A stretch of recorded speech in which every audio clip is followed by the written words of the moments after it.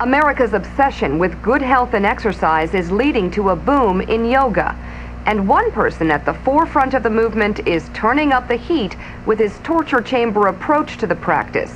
Bikram Choudhury is his name, and though his postures are from India, the Bikram approach is all American.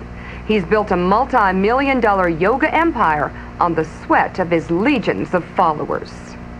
Pain underneath your legs. And by sweat, we mean sweat. Welcome to Bikram's torture chamber to kill yourself for next 90 minutes. This is Bikram Choudhury.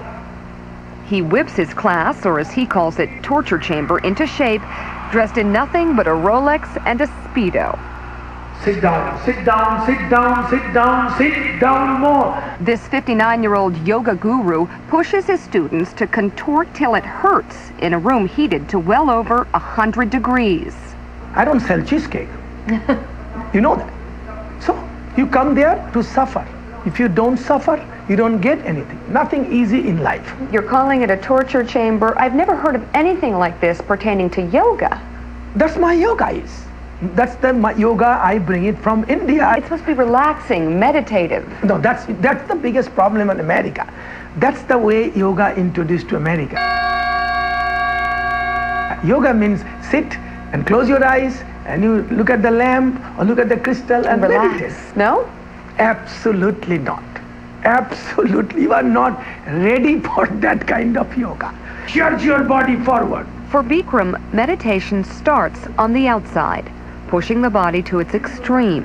You use the body as a medium to bring the mind back to the brain.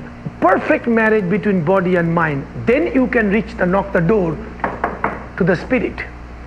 In these sequences, in 105-degree heat, you think maybe people can find it? Nothing. That's the only way it works.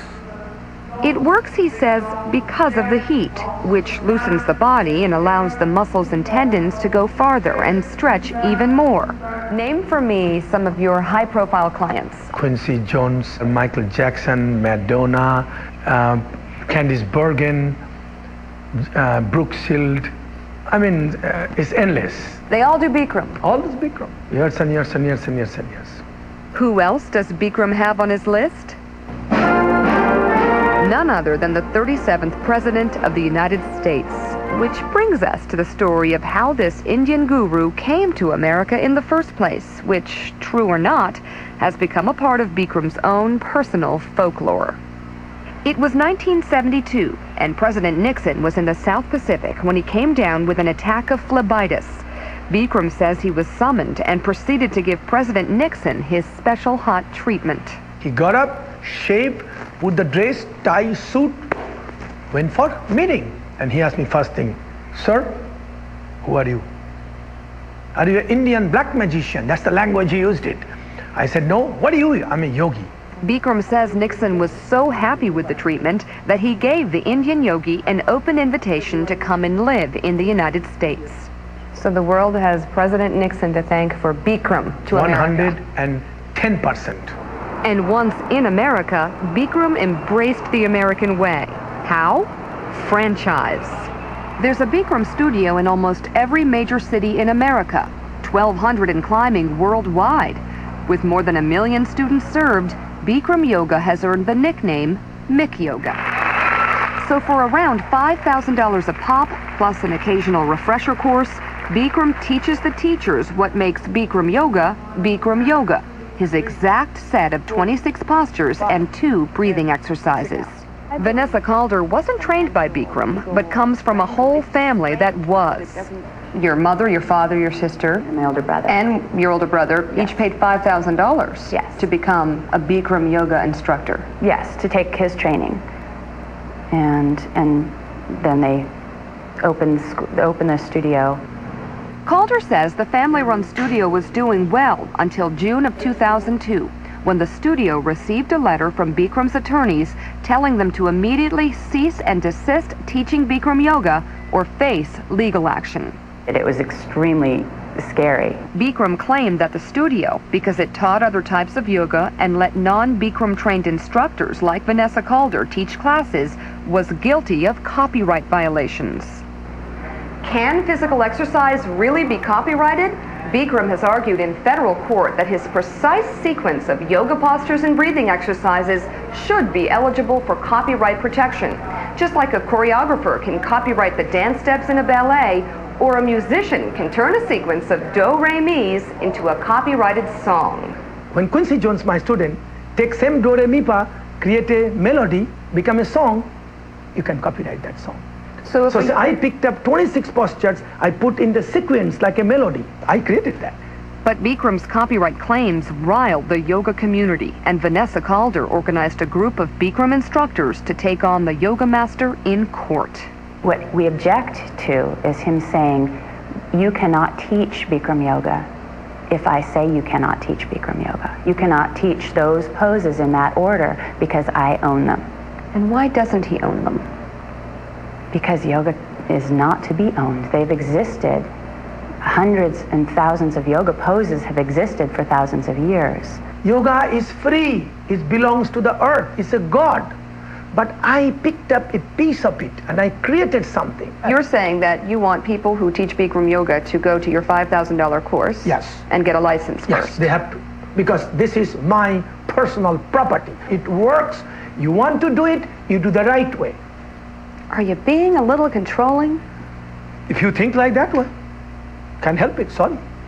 This past spring, a federal judge agreed with Bikram that a yoga sequence can be copyrighted and that his aggressive stance is well within Choudhury's rights as the copyright owner. He's the only one in the world. And his business strategy has made Bikram Choudhury a rich man, living the life of a star, complete with a whole fleet of classic cars he's restored himself. It doesn't seem very yogi-like. Depends which kind of yogi. I'm American yogi.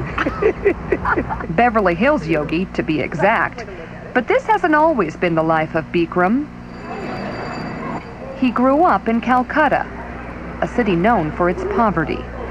This is a far cry from Beverly Hills. Yeah, you better believe it. Although he's been living in America for more than half his life, for Bikram, India, the birthplace of yoga, will always be home.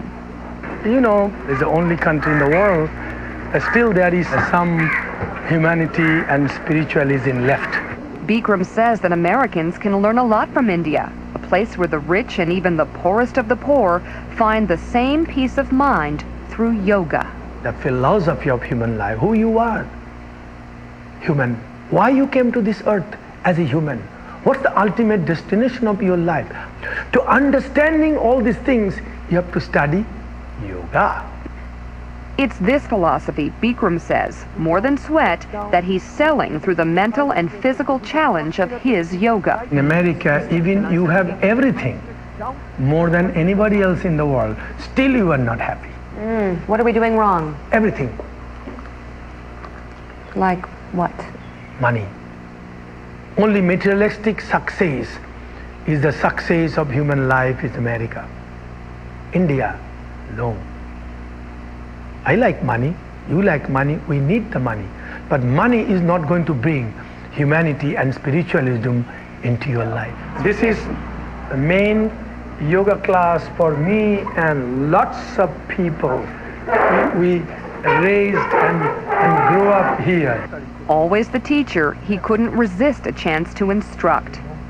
I can see he's doing one little mistake. His hand should not be like that. His hand I used to do like this, watch. That's I do all mine. And he showed off just how much his students can endure. Today, Bikram is treated like a beloved son almost everywhere he goes in India, despite the fact that he made himself into America's guru so many years ago. So I started with nothing, zero. And I never cared for business. You people gave me everything. Why?